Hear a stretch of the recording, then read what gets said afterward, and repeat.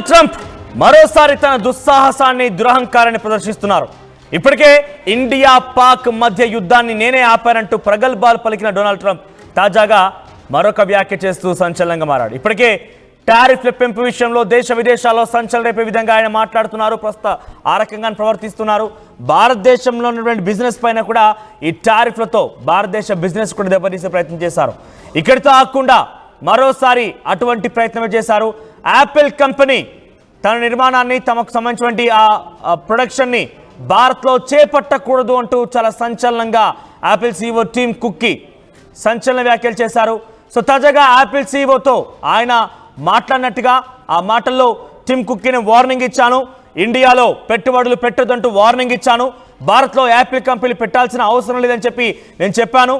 అత్యధికంగా టారిఫ్లు ఎక్కువగా విధించేటువంటి కంపెనీతో బిజినెస్ ఎందుకు అంటూ కూడా చురకలు విధించారని చెప్పి ఆయన బహిరంగంగానే మాట్లాడుకొచ్చారు.